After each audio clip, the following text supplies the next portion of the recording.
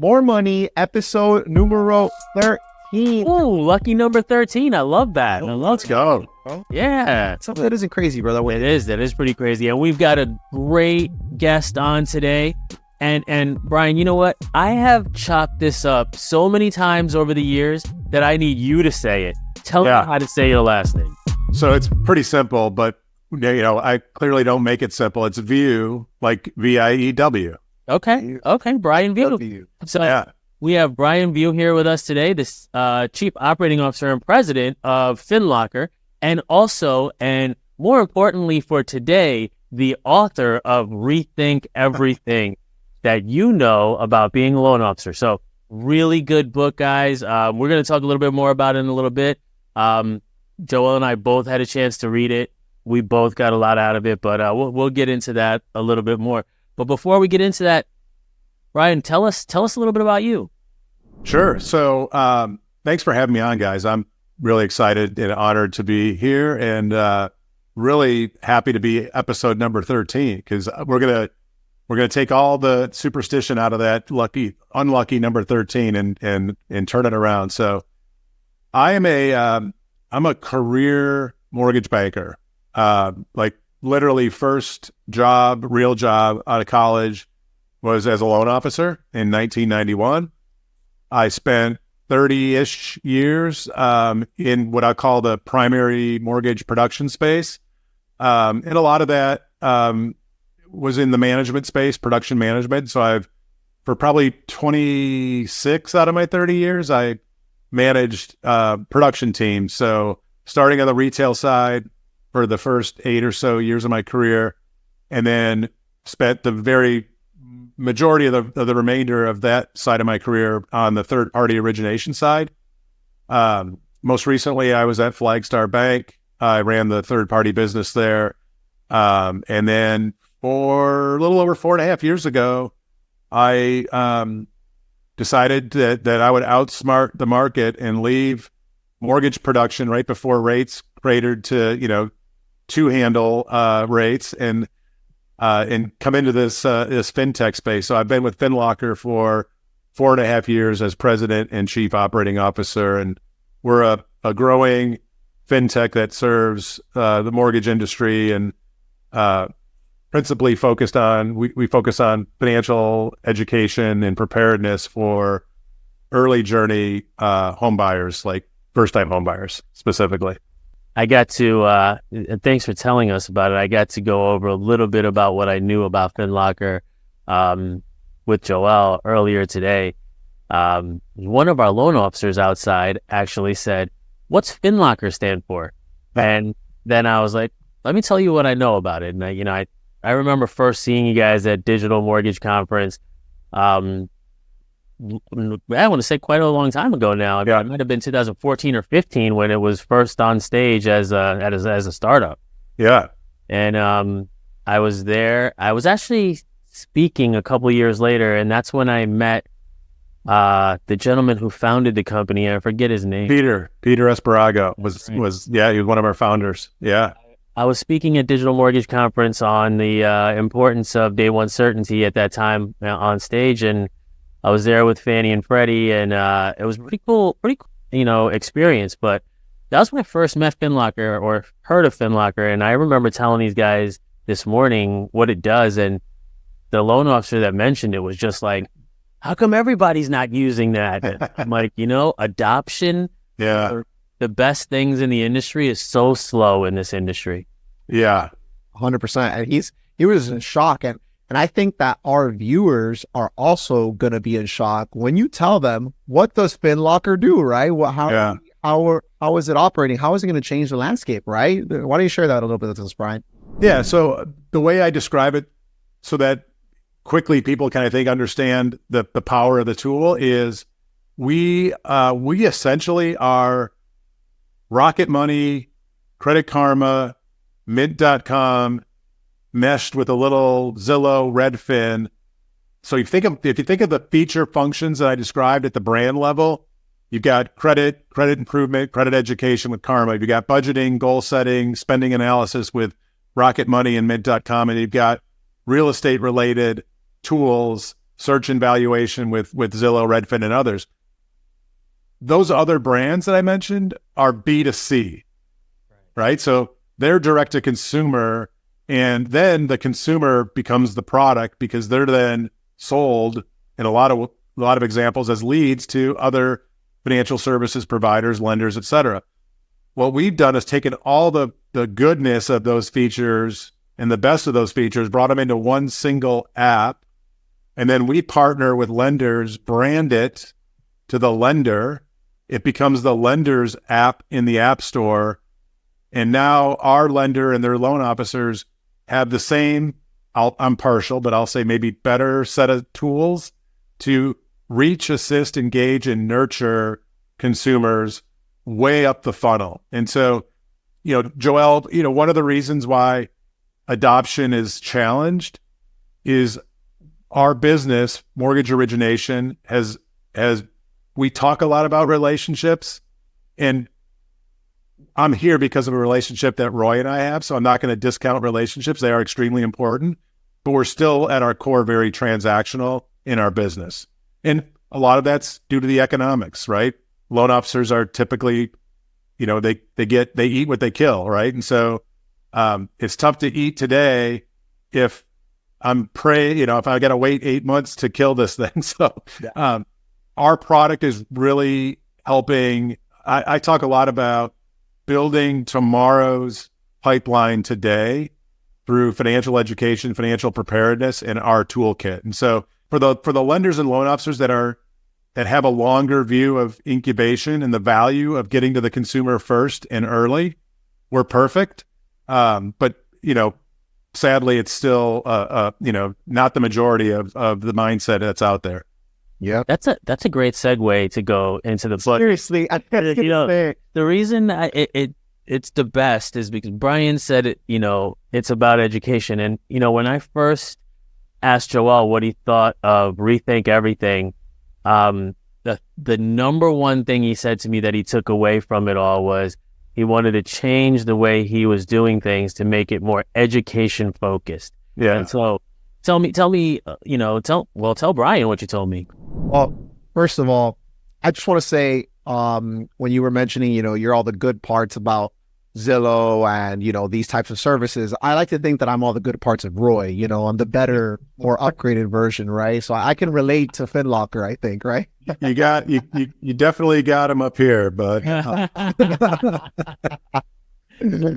All right, I just had to. But yeah, Brian, so I read this book, and the number one thing that stood out to me was education, right? And so I guess my background when I'm talking about this, right?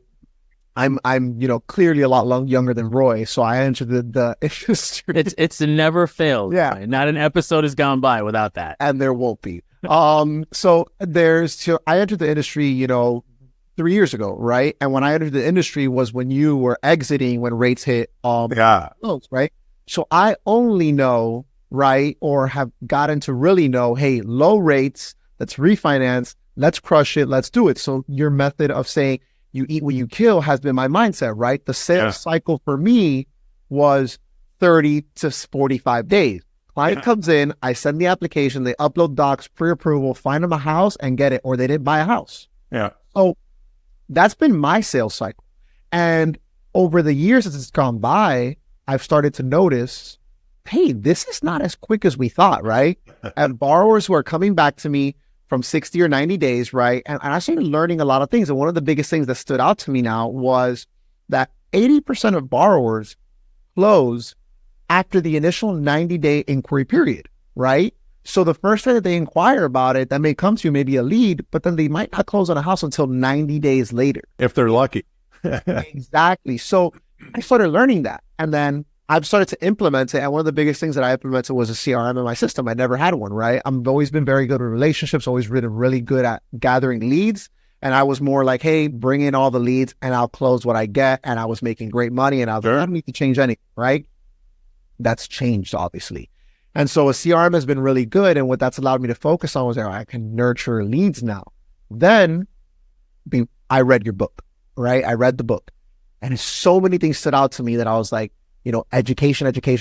And what I figured out was, man, there's a lot more to getting a client than just getting them approved or talking to them and whatnot, even 6 or 7 months before the process and a year, 2 years after the process. And it was reshaping my mind, right? My mindset to saying, I'm not just a loan officer. I'm not just a salesperson. I am a financial educator. I love that. Yeah. That's what I picked up. And when you change your mindset to that, it's like, dude, put yourself in the shoes of somebody who's going to buy a $400K house. What do they think, right? So now it's my job to really sit down with them, educate them on, hey, what's this going to be? What are the interest rates? How do interest rates work, right? How does a down payment work? Why is your interest rate different from here when the Fed is saying, hey, interest rates are at 5, why is mine at 7? And being able to educate them that from the point of first inquiry all the way to even a year after they close, where I can continue to help educate them building wealth with their home. So that for me was just like reading it just blew my mind, and I'd love to expand more over that. But yeah, that's what I got. So Brian, tell us about the book, man. You know, you got with Kyle, you guys wrote this thing, and you had all these collaborators come in to put it together. So tell us about this book. Yeah, so I need to correct you because you're wrong. Kyle and I didn't write. You quarterbacked it.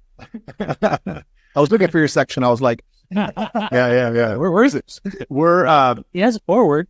Yeah, I did the intro. Kyle did the forward. So let me start with this shoulder. So you see the purple book over here somewhere? Oh yeah. Yeah. So Kyle's first book, there it is. His first book, the purple book, Rethink Everything You Know About Social Media. I received that in the mail blindly from somebody that I'd never met, never talked to. I get this package in the mail, open it. Everybody likes to get mail, especially stuff that looks a little bulky. So I open it up. There's the purple book. There's a sticker on the front with a QR code. I'm like, all right, I'll fall for this. I'll take the bait. I scan the QR code. Boom, a video pops up, and it's a guy, Scott Payne. Now, you guys have read the book. Scott's towards the end of the book in the chapter. He wrote an awesome chapter, really went into, for him, he connected the dots on his own personal family story and how what he does today is to honor, you know, what his father went through. So I started reading this book by this guy, Kyle Draper, who I'd never met, wasn't even following at that point. And by the way, this is like last August. So it's not like that far away. So I read this book. I read it multiple times, and what struck me was I thought I understood social because I'd been pretty active on LinkedIn, but there was things that I was learning in that book from Kyle that I had no idea about. And I started, I did back then what I'm starting to see people do today with our green book. I started taking pictures of a page, posting it, and then writing my thoughts, comments on the page and sharing it because I was having so much impact as a reader. And like 3 weeks into this, I'd been doing it for 15 days, and I get this direct message from Kyle, and it's like, "Hey, dude, I don't know you, and I'm like, "Oh no, I think I made him mad. What's going to happen here?" He said, "But your posts about my book are blowing my feed up. Thank you so much." And so we had our first, Zoom call or whatever, 3 weeks after I got his book and had an instant connection on that. And on that call, he told me, one of the things he's thinking about, wants this book to become is we've got the such and such for dummies, all the dummy series that's out there. And he thought that this book could become a series of Rethink Everything You Know About, put in whatever. And I'm like, oh, that's super interesting. And then over the next 2 weeks, I couldn't get that out of my head. And I spend a lot of time with our product and with what I'm passionate about, which is financial fitness, financial education, and preparedness for first-time homebuyers.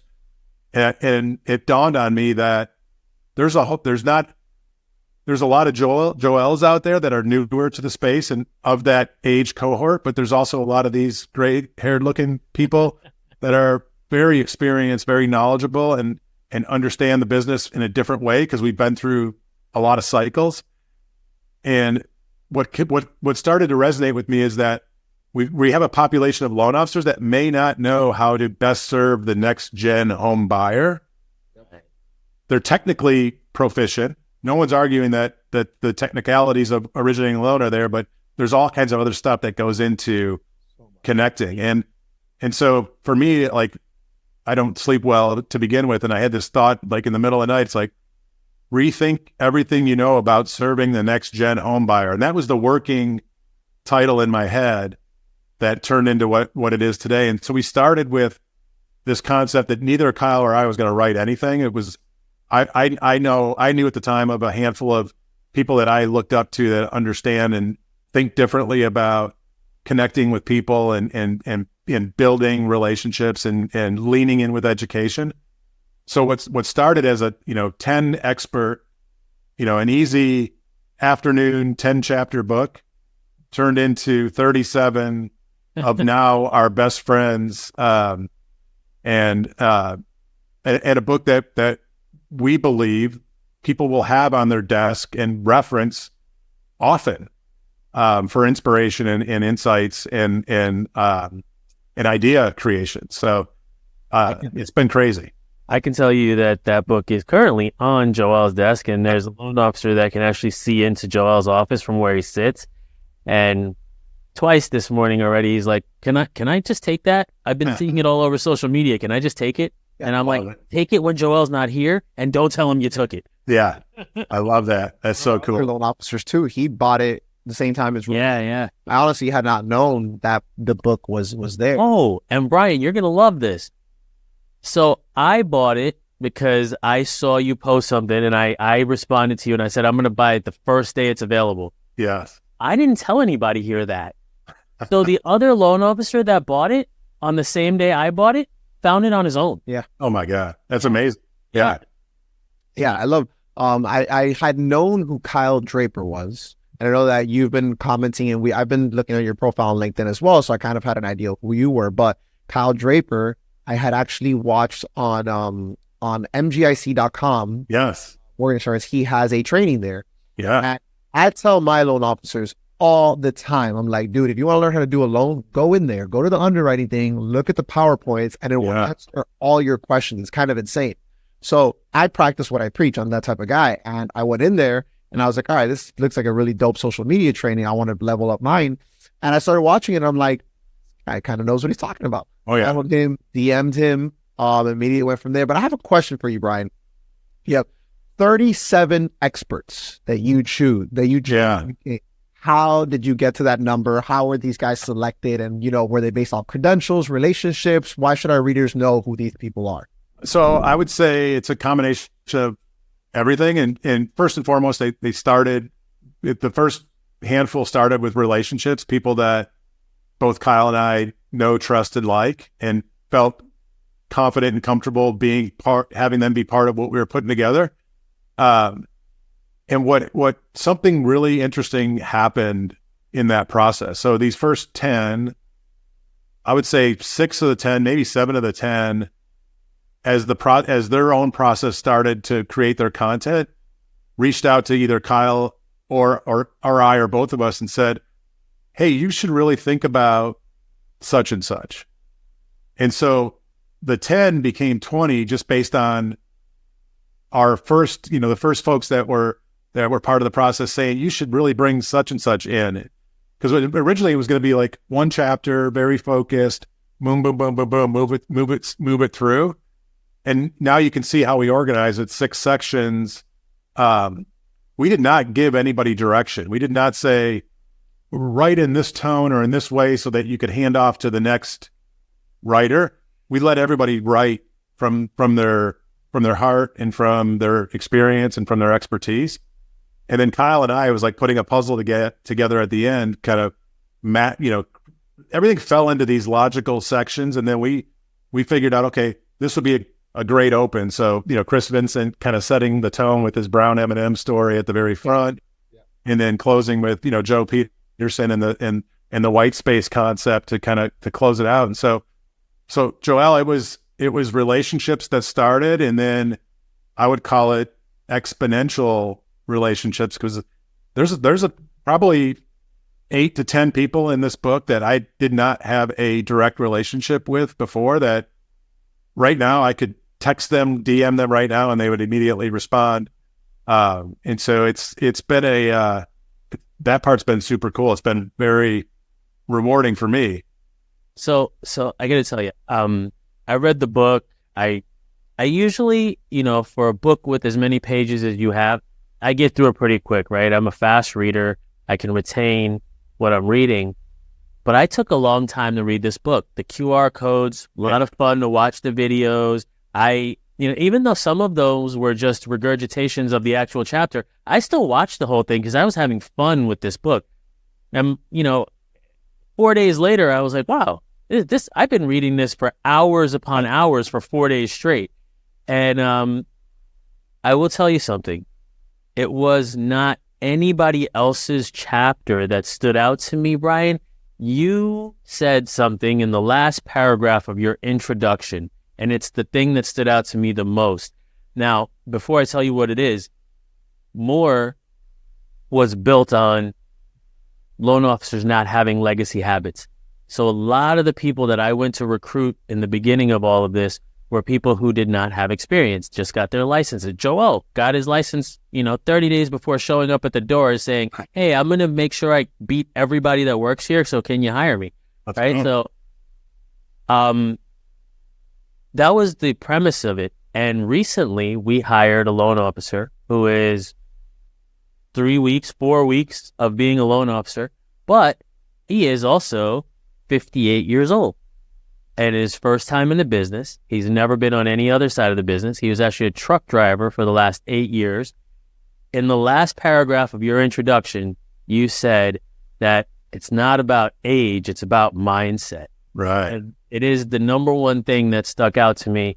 And I tried to make it about other people when I was posting about it on LinkedIn because I didn't want to just say, I know Brian, so I'm going to say Brian did the best. But that line has stuck out to me more than any other line, and it's because of how we've set things up here. And having a person like our newest loan officer, he's been one of those people who just said, teach me whatever it is and I'll do it. And I don't need to give you hey, I heard my friend over at XYZ Mortgage Company does it this way. Right. It's just been gung-ho, blinders on, this is how I'm going to do it. And big bold. When I think about that sentence or that statement that you made, what for you, creates that mindset of it's not about age? Because, most people rethink everything you know about being a loan officer and you attach it to this new generation. It automatically goes to, oh, you're talking about 20-something-year-olds. Right. I think, I thought a lot about that paragraph, that sentence, that theme as this thing was kind of gelling from the beginning, because I truly do believe that the next gen loan officer that's going to best serve the next gen home buyer. So there's no argument who the next gen home buyer is. That is a younger cohort. I think we all agree on that for the most part, right? And there are amazing newer loan officers like Joel and others that are younger and new to the space, and that's awesome. And we need that. The industry has needed that for a long time.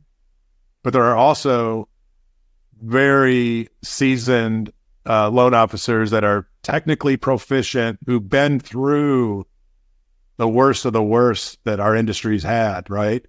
I was at a financial institution that was seized by the FDIC in July of 2008. And so there's certain things you learn based on experience, and then what you do on the other side of that crisis and how you kind of fight through that I think has immense value for the next cohort of home buyers that are coming up that have a lot of concerns, because let's face it, we're in this kind of weird spot from a geopolitical, economic perspective. And so I think there's a segment of younger home buyers that may naturally prefer to deal with somebody that looks like they have some experience and they've earned these, gray hairs. Right. And there's a whole lot that maybe prefer to work with somebody of their cohort. And so that paragraph was really meant to say there's a role for all of us as originators in this space. It's what we decide and how we decide to make ourselves relevant to best serve. And part of it, Roy, was, without saying it, was to say you can't necessarily do what worked for you 10 years ago and expect it's going to work for you 10 years from now. So you better rethink everything. I love that. I love that. There's a couple. So two things I want to say is, number one, I guess this video came right on time because our More Money episode 10 was with Ali Cardi, and I'm sure you saw it. And she talked about a lot of the Gen Z home buyer, and we actually segmented into the conversation of why should you hire Gen Z home buyers, right? And that was a big thing for us. So now shifting from Gen Z to saying, hey, the older home buyer, right? Like the older demographic that may be new. And then two things that I want to say based on just experience, right? Is number one, I forgot the name of the person that was writing in the book, but it was a VA person. He was a Marine, and he was serving as a Marine on a ship. Yeah. And being, I think he was a commander, lieutenant or whatnot. I know you gotta have some years. Major Singleton. It was, there we go. And I don't know how old he is right now currently, or when he got into the business, but he had been, more mature. And he came in with the same thought process of educating VAs. Yes. And really blowing up his business. And I think that he said, I've never closed less than 50 or 100 loans, some ridiculous number. And I was like, wow. Yeah. And he got into the industry without those legacy bad habits. And on top of that as well, I'm seeing that more and more. I actually just joined a really good coaching program for loan officers, and there's a dashboard there. And one of the ladies also said the same thing. Hey, I just left the Army. I've been in the business for about 6-7 months. I'm joining the community to learn how to level up production. Yeah. And seeing that, it goes into our conversation where people are joining without legacy bad habits and still being able to be a next gen loan officer. I 100% agree. And just to go back to Major, because he was next in line to have his own battleship, right? And his introduction to mortgage lending was somebody was coming in to talk to his team about their VA benefit, and his initial reaction was, whoa, I need to be in, I need to hear what's going on and make sure my guys don't get tricked into anything, right? And that the way that whoever this loan officer came in and talked to his team did it in such a way that inspired Major, right, to decide not to take the lead position on this battleship and actually go serve others in a different way. And for him, it was serving others through financial education with home ownership as kind of that vehicle. So it's just, there's so many of those inspiring personal stories that our team of experts, selflessly shared in this book that, to your point, Joel, he's not, Major's not a spring chicken, right?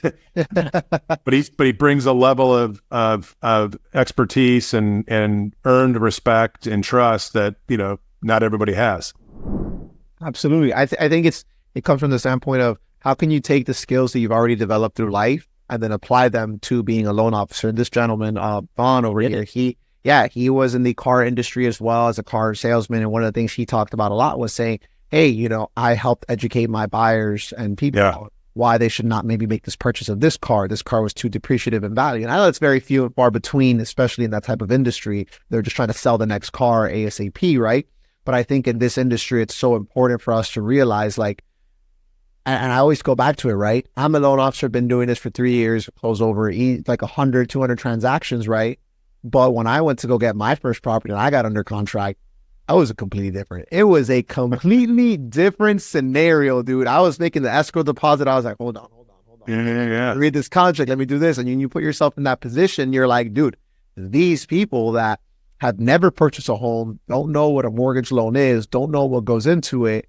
Of course, they're going to be much more timid when it comes to these facts. You just have to be able to help them, coach them through the process and make sure that you're doing what is right by them. You said you had two things. What's the other one? No, that was it. Oh, okay. Well, so I want to ask you the hardest question you're going to get about this book. Oh, no. I know what it is. You know what it is. Who has who's your favorite chapter? So this has been, this has been asked a few times. And, let me ask you this, Roy. Do you have children? I do not. Okay. Joel? No. Okay. Do you have pets? I do. How many? I have 2. And do you have a favorite? Yes. Oh, bad answer. Bad answer. So, I would, to honestly answer it, I would say it changes every time I open it up. And I'm going to go on the record this point in time. At this moment, I would say it's Kayla Calendar. I don't know if you saw the post that she put up yesterday. Yes, I did. Her husband took her chapter from the book and framed it. And so for at least the next 24 hours, she'll be my favorite, because that was so cool to see how proud he was of her pouring her expertise into the book to do that for her. So, but really, it's every time I pick it up, I have a different kind of mindset in what I'm reading. And so every one of these contributors has in the book contributed, but I can't tell you how much they've done for me outside of the book and just the engagements that I'm having. We have this LinkedIn chat group that just while we're sitting here, I can hear the pings going. It's like this constant chatter. And one of the things that Kyle and I thought about as this thing was getting ready to publish and we knew we had something unique, we started talking about how do we build a community around the book.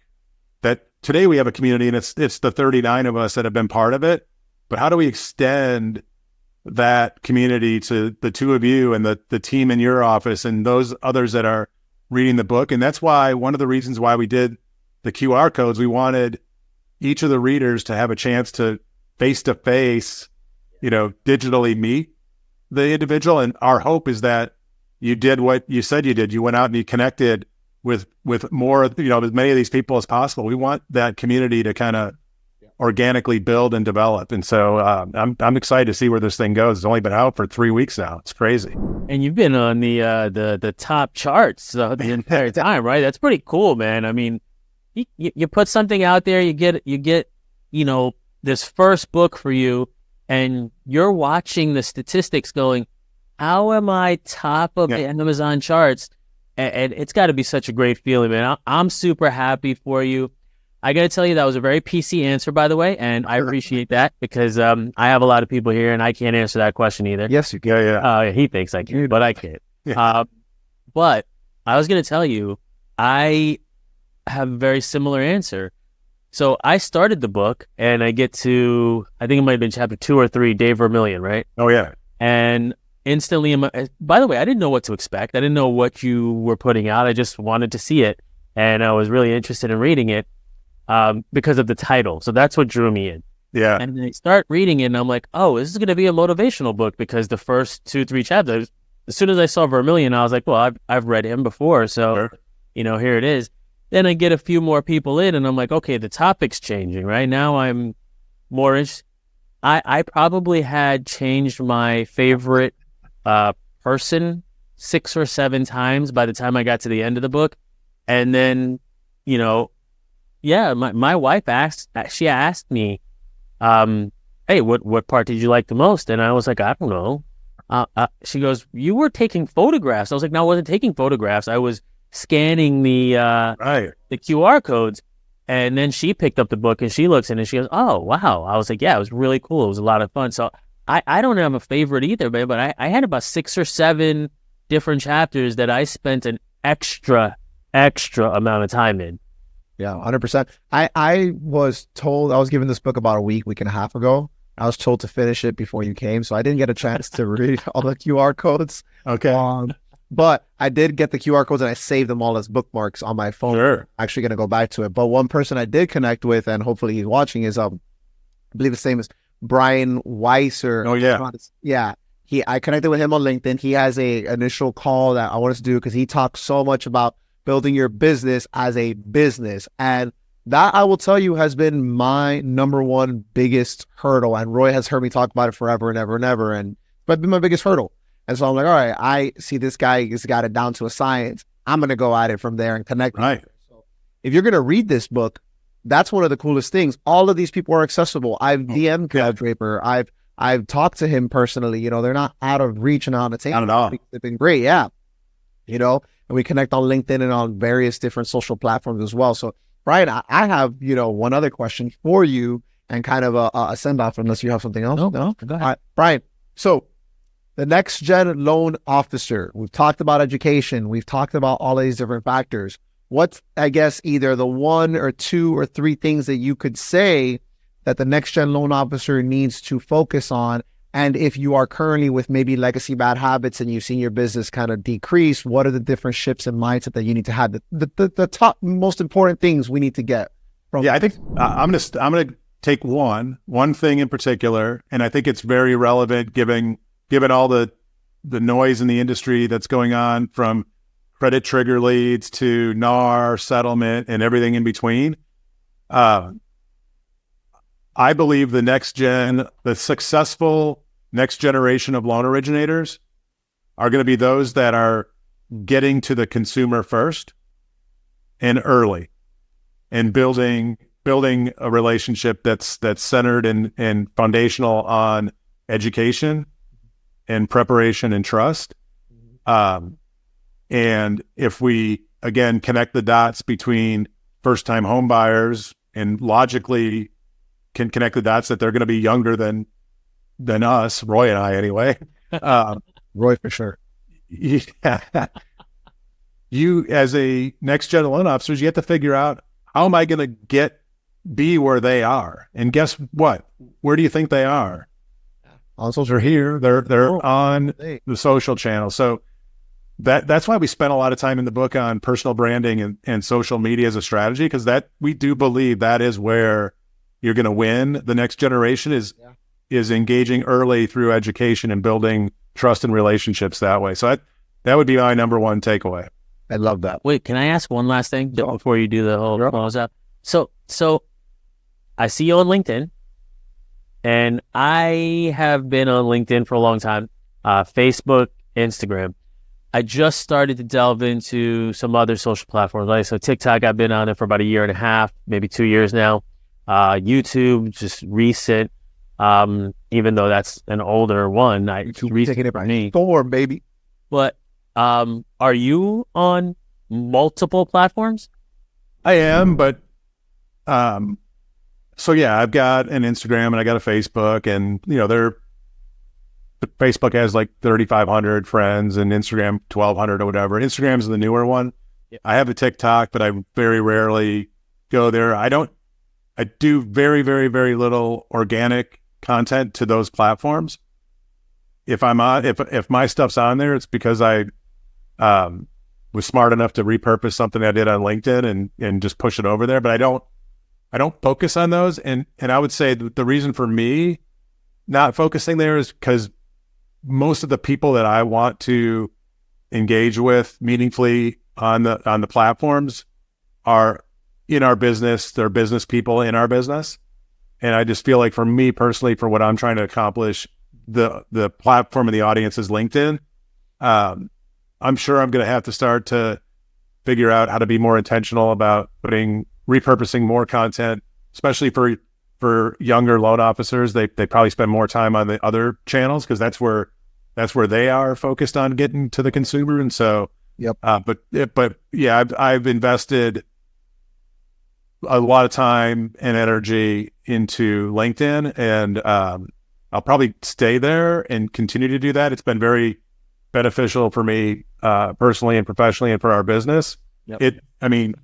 It's how this thing got created, guys. Scott Payne never would have known who I am if it wasn't for me being on LinkedIn, and I never would have got the Purple Book if it wasn't for Scott Payne. So, I can just say that I'm all in on the LinkedIn platform, but I'll probably figure out how to do a little bit more. But I don't have anybody that manages my stuff. What you see is me. So I'll apologize in advance for the non-professional finish. Don't apologize. I was the same way, and I don't have anybody that manages mine either. So every time I post something, about 2 days later, Joel comes in and goes, "By the way, you should have done this. You should have done that." You know what's funny though, Roy? What I find is if anything that I try to like polish up, tends not to perform as well as just the me on camera walking around my garden or my pool, or shoveling snow or doing something stupid. So yeah, especially on LinkedIn, that's really good for that type of content there. Yeah, I think it's really about finding that one piece, that one area that you're really good on, and continuing to hammer that down and just continue to get a higher ROI. Listen, I've done multiple streams of social media, and I continue to do multiple streams of social media. It's hard, man. It's exhausting. Managing this YouTube channel. There's times we try to post at least twice a week. At least every 2 weeks, we post one podcast, but in the middle, I try to do shorts, smaller episodes, smaller series. And dude, I just forget. And it's so hard. And I even use AI. That's like, there's a service called Loomly.ai. And that one posts some multifaceted omni-channel posting. And I utilize that. And still, sometimes it's overwhelming. And but I agree with you. And I want to just kind of send it off here. I agree with you with I agree with you with getting first to the client, right? And one of the parts, and I don't know if this was in your book. I'm pretty sure it was in your book. I think the average person knows like 256 people was this. I think that might be a Kyle Draper social media coaching point, because he talks about that. Of that nature, I'm pretty sure the average person knows 256 people.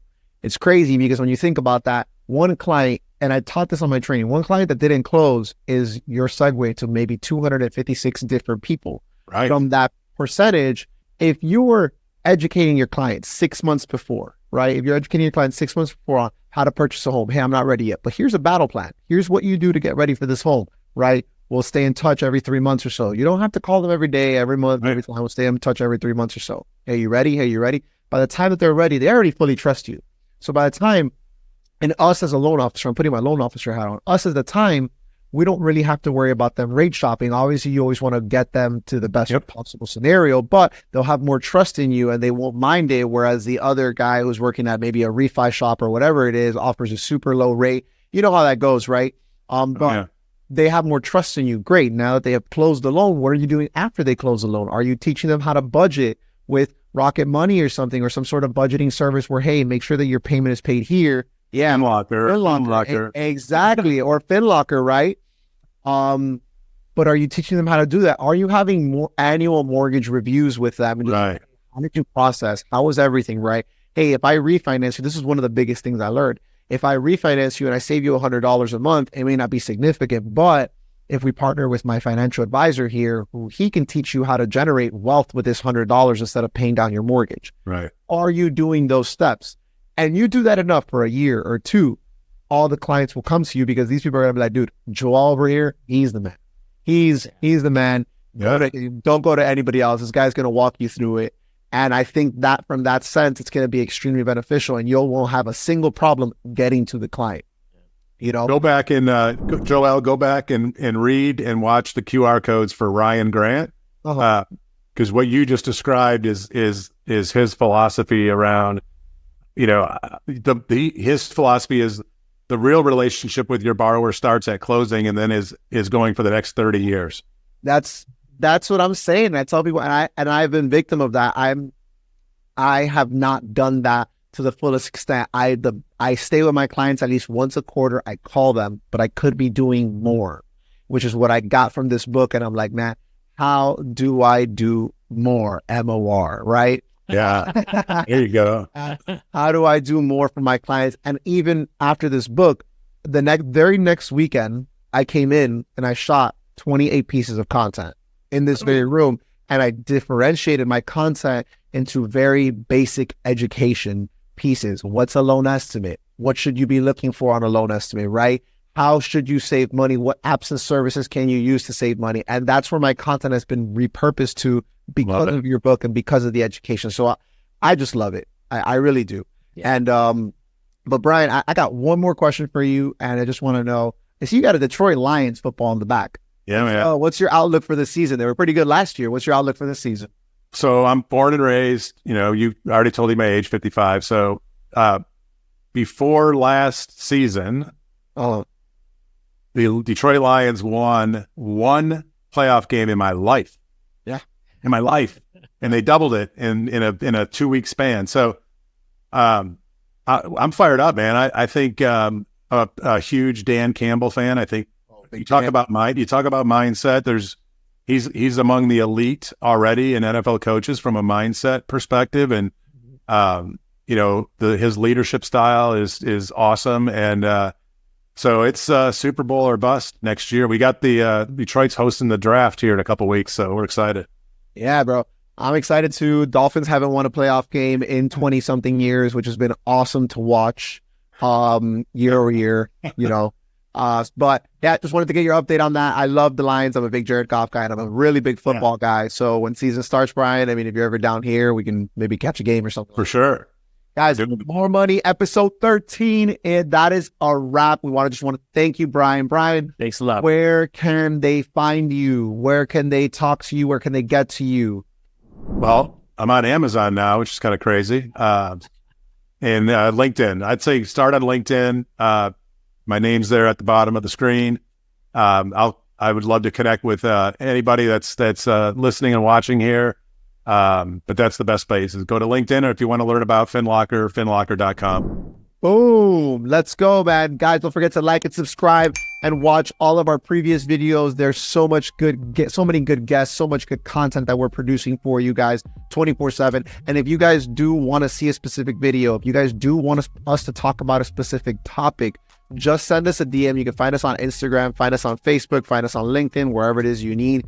Just send us the question and we will answer it right here. We might just do a segment, a Q&A segment on that. That'd be awesome. Awesome, guys. All right, that's a wrap. Thank you all for watching. Brian, that was great, man. Yeah. Thanks, guys. That was fun.